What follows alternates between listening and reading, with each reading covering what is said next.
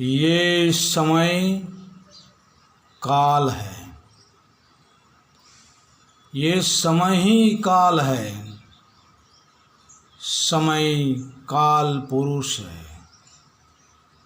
ये समय काल पुरुष सभी का जीवन को खा रहा है। लक्ष्य 84 का जो जीवन है वो सभी का जीवन को ये काल खा रहा है। ये काल पुरुष का 3 मुख है और तीनों मुख से ये काल पुरुष सभी का जीवन को खा रहा है। ये काल पुरुष के मुख से किसी का जीवन बच नहीं सकता है, ऐसा ये काल पुरुष है।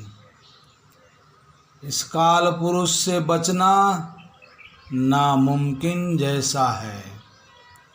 ये काल पुरुष तीनों मुख से तीनों लोक के सभी जीवन को खा रहा है और कभी उसका पेट भरता नहीं है, खाली रहता है, कभी उसका पेट भरा नहीं है। वो कई कितने ही युगों से ये काल पुरुष खाता आया है, अब भी खा रहा है और आगे भी खाएगा और इसका पेट कभी भराएगा नहीं, ऐसा ये काल पुरुष है। ये काल पुरुष सभी का जीवन को खा रहा है, किसी को नहीं छोड़ता है, चाहे वो पशु पक्षी हो, जलचर हो, इंसान हो, देव हो या दानव हो, सभी का जीवन को ये काल खा रहा है। इस काल के मुख से यदि आपको बचना है तो एक ही उपाय है और वो उपाय जिसने पा लिया उसका जीवन को काल कभी नहीं खा सकता है और वो उपाय है सतगुरु।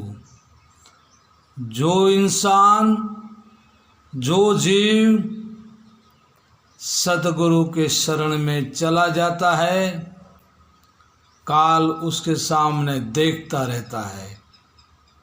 बहुत कोशिशें करता है काल उसका जीवन को खाने के लिए, लेकिन काल उसको नहीं खा सकता है। क्यों नहीं खा सकता है?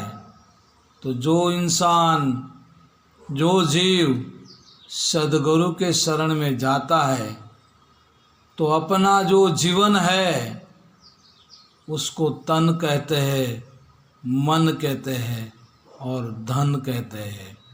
ये तन, ये मन और ये धन सद्गुरु के शरण में वो रख देता है और अपना जीवन को वहाँ पूर्ण कर देता है, भक्ति में वो स्वाहा कर देता है और वो जीवन सद्गुरु के शरण में अमानत की तरह जमा पूंजी हो जाता है।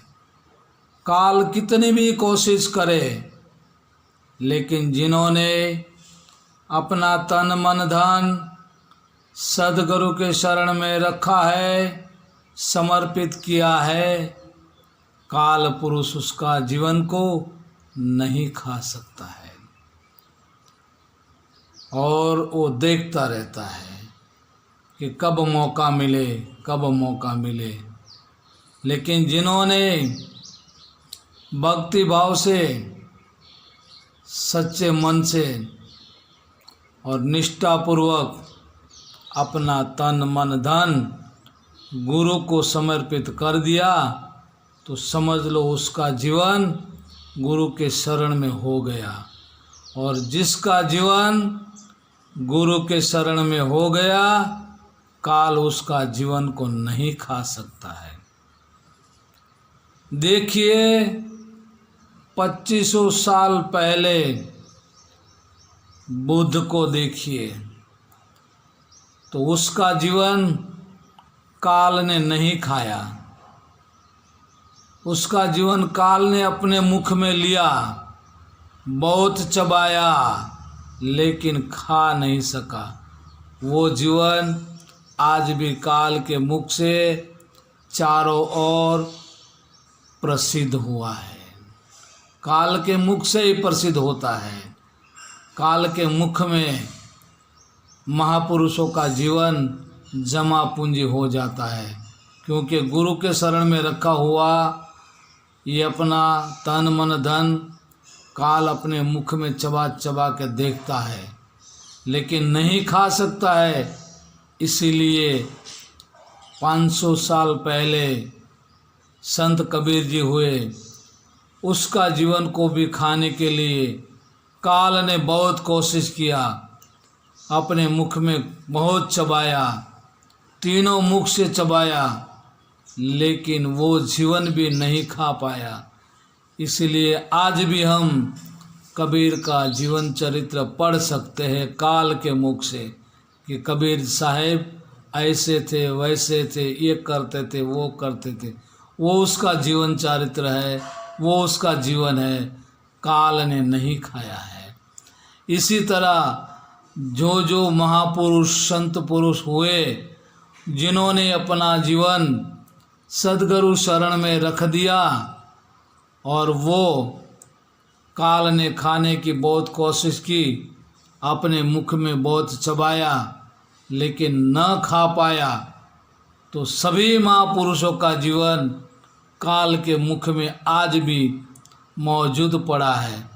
और हम वो भूतकाल में चबाया हुआ महापुरुषों का जीवन काल के मुख में आज भी हम पढ़ सकते हैं, देख सकते हैं, और वो महापुरुषों का जीवन पूंजी आज भी काल के मुख से हम ले सकते हैं, उसका आचरण ले सकते हैं, उसका जीवन को हम अपना जीवन मानकर ऐसा जीने की आज हम कोशिश करते हैं।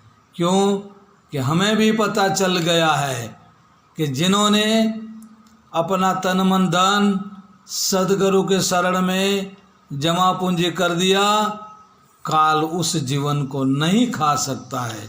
वो जीवन इतिहास बन जाता है, काल के मुख में ही इतिहास बन जाता है। काल उसको ऐसे मुख में रखता है जैसे वापस करने समय उसे ब्याज सहित उसको देना पड़े, ऐसा वो जमा पूंजी रखता है। काल उसे नहीं खा सकता है। तो जो काल पूरे संसार का जीवन खा सकता है, वो काल संत महापुरुष का जीवन को इतिहास बना के अपने मुख में रखता है जमा पूंजी की तरह, और ब्याज के सहित वो इतिहास को आज भी वो प्रसिद्ध करता है। इस तरह ये काल पुरुष को जानकर और समझकर जो इंसान अपने जीवन को, अपने तन मन धन को सद्गुरु शरण में देकर वहाँ से सतनाम का सार समझ के अपना जीवन को उज्जवल करता है, काल उससे नमस्कार करता है, काल उसके सामने नतमस्तक हो जाता है। काल ज़्यादा किससे खाता है? तो जो अपने आप चतुर समझता है, जो अपने आप बुद्धिशाली समझता है, जो अपने आप तर्क वितर्क करता है और सत्य का सानिध्य नहीं लेता है, अपना तन मन धन गुरु को नहीं देता है और अपने आप से वो बुद्धि चलाता है। ऐसे बड़े बड़े बुद्धिजीवी राजा महाराजाओं, ऐसे बड़े बड़े तर्कवादी, ऐसे बड़े बड़े पूंजीवादी को काल पहले ही चबा जाता है।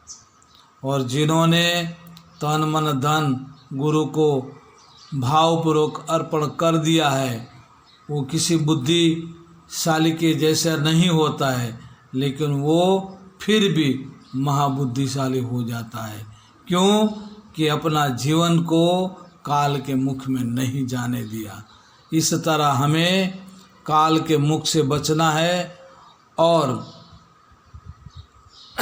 अपना जीवन को आदि काल तक सलामत रखना है, तो हमें सद्गुरु के शरण में जाना पड़ेगा। बोलो सद्गुरु देव की जय।